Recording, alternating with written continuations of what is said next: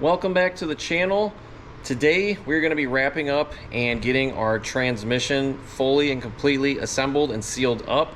I previously have made probably about 4 or 5 episodes rebuilding this transmission and changing out the synchros, going through it, inspecting it, pressing shafts on and off. And we're to the point where this is going to be the last video hopefully on the transmission before we get this back onto the motor, which is over here looking absolutely incredible, almost ready to go, and throw this thing back into the car once we get the car ready for this. So we have all the seals laid out that we'll need for this in a seal kit, both of the axle seals, the input shaft seal, the end case, as well as a couple of the crush washer rings for the drain plugs. And then this is an extra seal that I had to pick up for the, I believe this is the input shaft bearing. There's an O-ring seal that goes on that once you press this on and off. When I originally took this apart and disassembled it, I went to press it back in, and this little seal, not this one because this one's brand new, but the other one was so hard and plasticky that it completely just broke on me and fell apart. So we're gonna need to press this back out of the bell housing case, get the new one in, and then just get the cases sealed together. This is the gasket that we're using, some of the best gasket maker that I have found, so we can get all these sealed up. I don't want to have any leaks when we go to put this back in the car, especially considering all the work that we did to this. I'm going to be doing a time lapse for a majority of this video since you've already seen me disassemble and put this back together. This is just more so let's just get this wrapped up and we'll see what else I can fit into this video.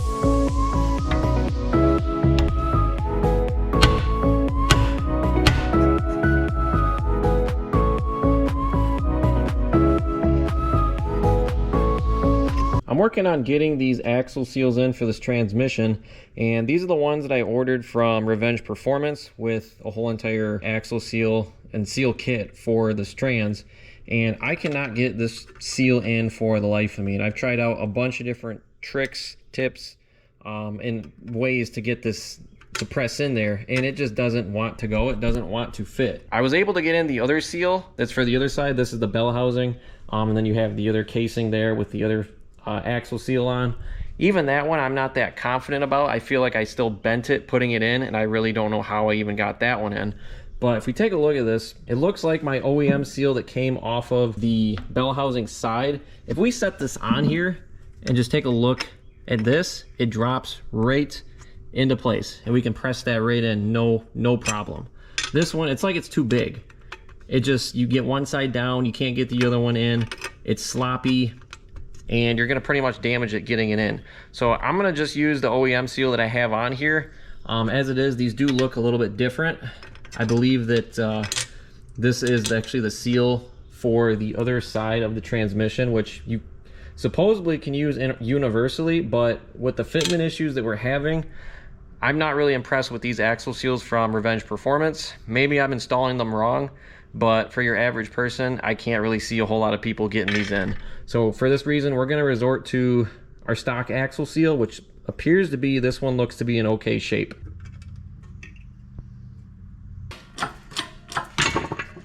Here is the, I believe, the input shaft that we just pressed out of the transmission right there. And this would have went on the other side of the bell housing and gotten pressed in through this side. This is how it presses in. We just pressed it out. Now this is the little O-ring that we needed that I broke off on the piece when I went to reassemble this back in. So we're gonna put this on and we'll cinch this down onto the lip where it seats down. It should seat down all the way right down here. And I do have this lubed up with just a little bit of some transmission kind of lube or grease. just like so. We'll put this back in the vise, and we'll go ahead and we'll press this down, and now this should be able to seal.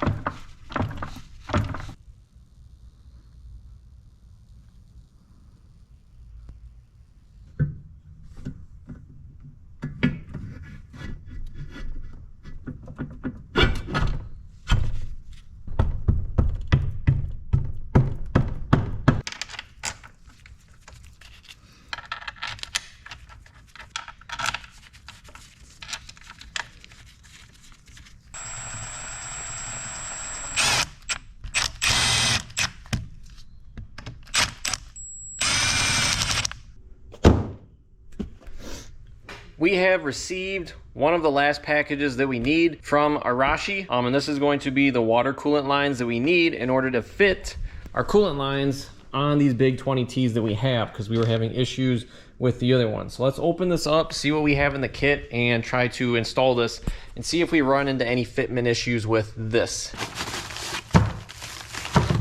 Pretty simple, 4 lines, both your feed and your returns for both of the turbos, and then we have all the fittings. You have 3 of the same length of lines, then you have 1 shorter line for one of the coolant lines on the front. Basically, pretty simply, all you're gonna do, take one side, you'll thread in this fitting, slip this on. This will go to the thermostat housing, and then this side, you're gonna take the eyelet one with the bolt that goes through, we'll thread this side on.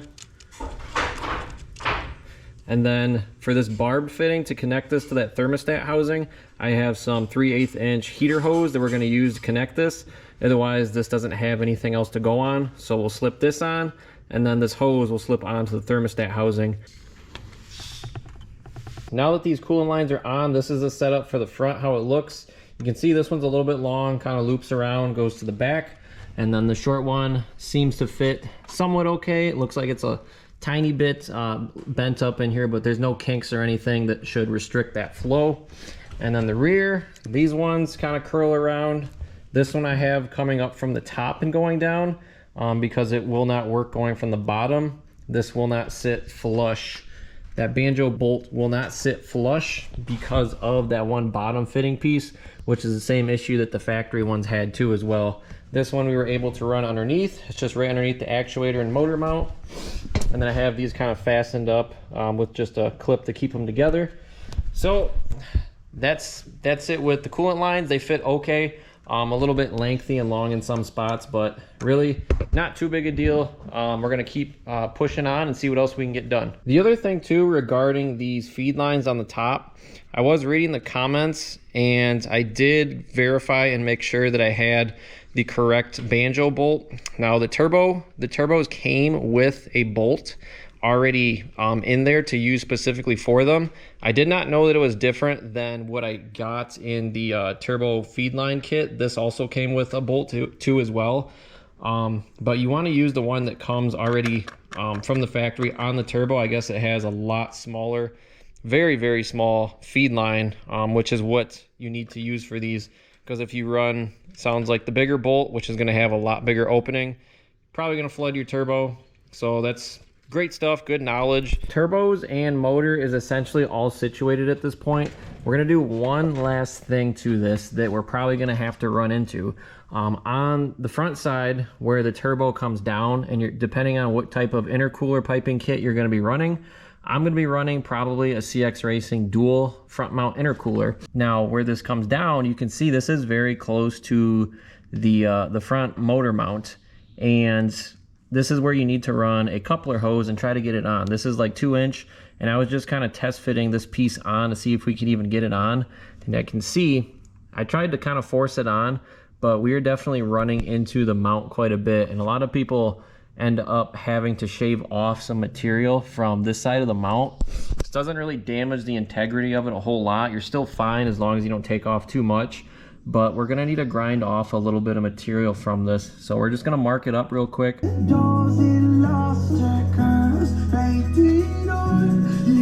After just a quick grind off from this, you can see the material that we took off. You look straight through, right about there. Took off probably about 1/8 of an inch, maybe 1/4 inch here up top, and just smoothed it all the way down to the very edge. Hopefully this will give us enough room. You are probably going to be running, at least in my case, like a 45-degree angle to kick this back out like the stock one was.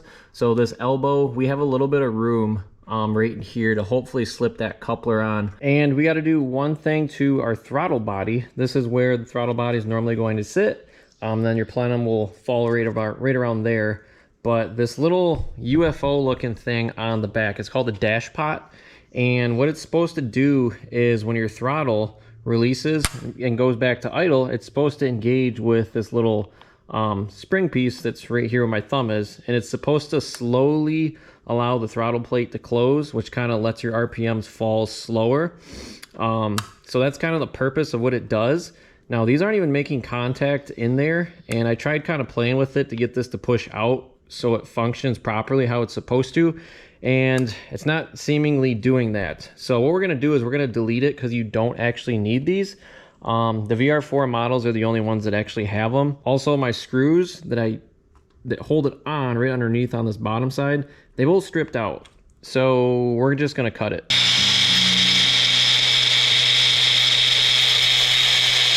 As we're tidying this motor up, I was also able to get a new used set of timing covers from a local part out when I went to go pick up some parts. So now we actually have some covers to protect our stuff and keep kind of crap from getting inside. So definitely a great pickup in addition to add to complete almost the motor there. I'm in the process of getting this motor off of the stand. We're gonna get this onto the cherry picker. Once we do this, we can finally get the flywheel on, the clutch on, and then hopefully get the transmission as well. The only thing we should do is clean out the threads. We are going to work on doing that, cleaning out all the threads for our flywheel bolts. That will go on first. So we're going to do that with a tap and also some brake cleaner, M10 by 1.0 thread.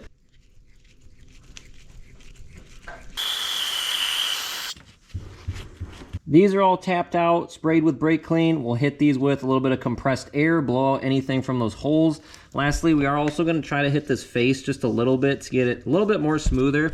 I just have a ultra fine scuff pad. We're just going to kind of scuff this area all the way around a little bit up to hopefully make this a smoother surface for our flywheel to mate to. First piece we're going to start with is going to be this backing plate. And it's just gonna set right on this. It only goes on one way. And then it's just 2 bolts, one there, one there.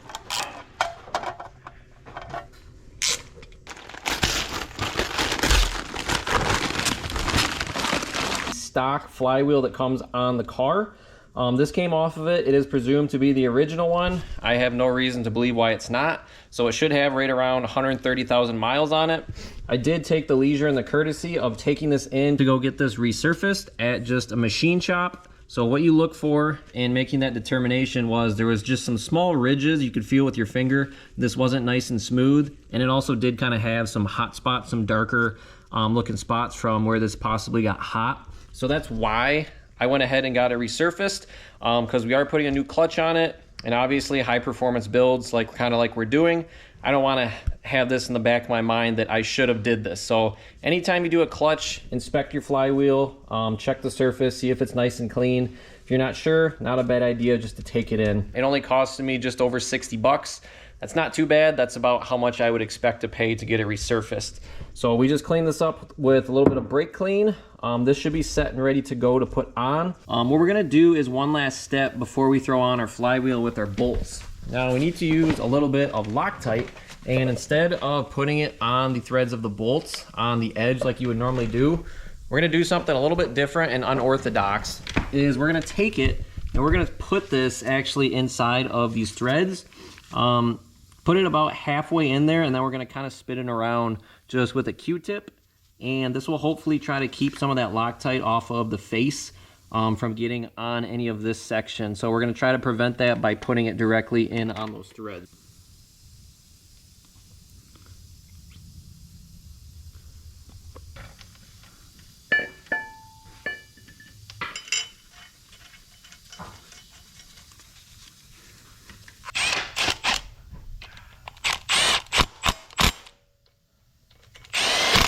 Now it's time to torque up all the bolts on this. These go to 54 foot-pounds for your stock bolts. We're gonna do this in a star pattern, just like the lug nuts. And the other thing was I found an interesting way to hold this flywheel to keep this from spinning.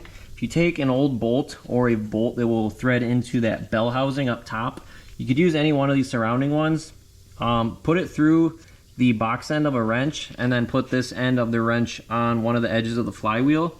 This should hold your flywheel in place, so it'll allow you to torque this up. All right, this moves us on to our next step. So let's talk clutches for these cars and what we got. So as you can see, this is a Spec clutch. Let's pop the box open, get this all out, and inspect our new parts.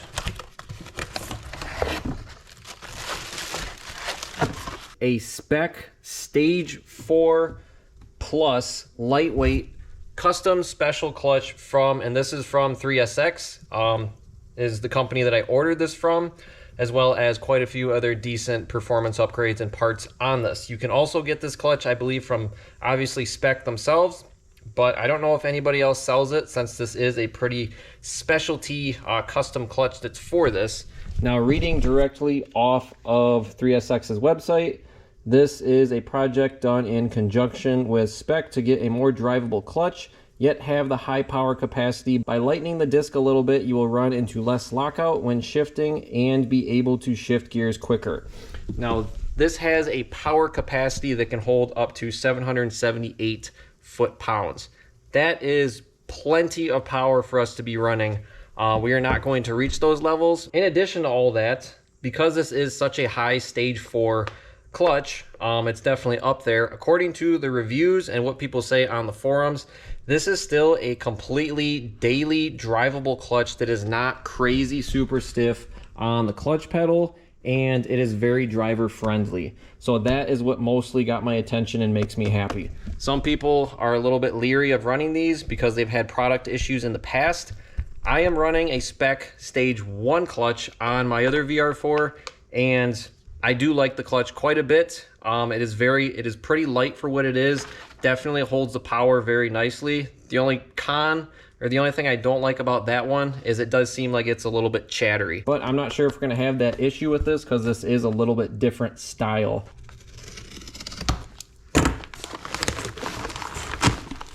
These are all the parts that comes in the kit. You get your pressure plate, you have your pressure plate, we have a new throwout bearing. You should change this almost anytime you do your clutch. Make sure that this piece actually spins and rotates freely on it. It should not be stuck or bound up or anything. And then just the clutch alignment tool. All right, we're going to take our clutch disc. It says Spec right there on this side, and this is also the side that protrudes on the back side. It says FW side right there, flywheel side. So this side is going to face the flywheel. And then the side that protrudes, it says Spec, is going to go out. So we'll put this close to center. And then we're going to take the clutch alignment tool, put it in, and get this centered up right there in the middle. So that will be center. Grab your pressure plate, clean this backside with the smooth machine surface with, again, some brake clean and a microfiber towel. Get this all nice and cleaned up as well.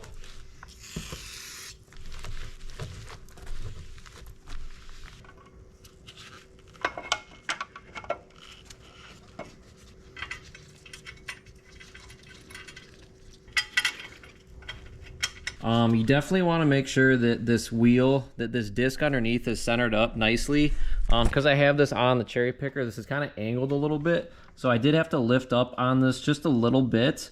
So that way that plate would sit even, and you can kind of see on the sides, those edges should be flush right there. They should be sitting flush. And the problem I was kind of having is when I put this on, you want to try to get these lined up with these dowel pins so it'll seat right onto it.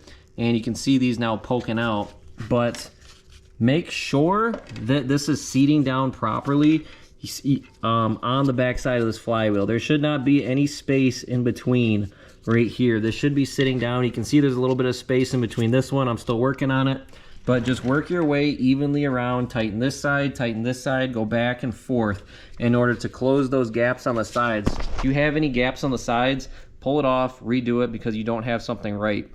This is probably my third time going over this and tightening it up. Now I'm just trying to be careful because I don't want to strip out any of these bolts in this flywheel because then we're going to be screwed. All these bolts get torqued to 13 foot-pounds.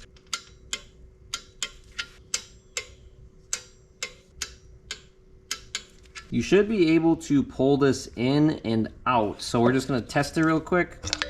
Pull it out. Can we get it back in? Yes, we can get it back in. It has a little bit of resistance, but this is where the transmission splines are going to line up right inside of this. The only way to get this to move around and kind of readjust this is we would need to loosen all these bolts back up and pull this pressure plate back off because right now it's sandwiched in. So we'll see if we can get the transmission on. We'll give it a couple of tries. This is probably the hardest part about this whole process. Onto the transmission so we can finally get this set up so we can get this onto the motor. What I just did was kind of just literally just clean up some of the splines on all these, get these nice and clean so that way this can thread into that clutch disc nice and evenly. So we're going to do that, clean up this one too as well.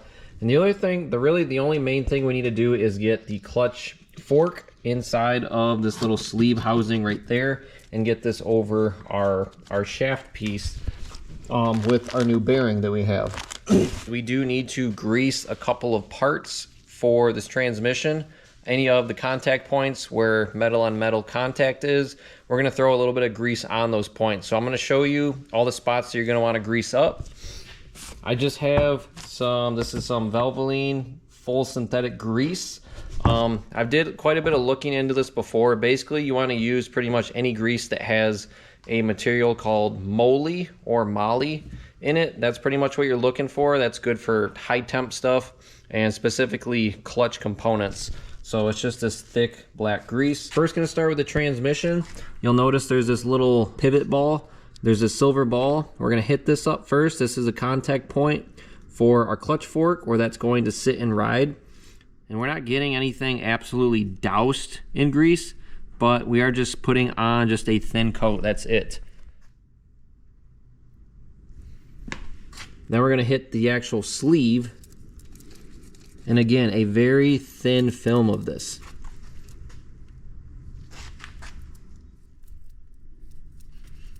On these splines for this section, we just hit up that back section of that sleeve. Now we're going to do these splines. We're just going to do a very, very small thin coating. Try and get it in between the splines a little bit. Clean rag, kind of go around the outside and just kind of wipe out anything on the outside. So there's kind of grease on the inside of the splines, but remove it from the outside. So that'll give this a little nice thin coating. And this should be the last thing that we're going to grease. We have the fork that goes into the transmission and then the bearing. As you can see, there's two sides to this. You'll notice this side kind of has that bulge, and then the back side has this little indentation right there. That indentation is where that rides right on that ball, so that's why we're greasing that, because that is a contact point. Now we're going to grease up where these corners of the forks right on the sides, right there and right there, because that is where this is going to ride inside of the bearing when we go to put this on and slip this on. Go ahead and slip this underneath these and it should slide right on.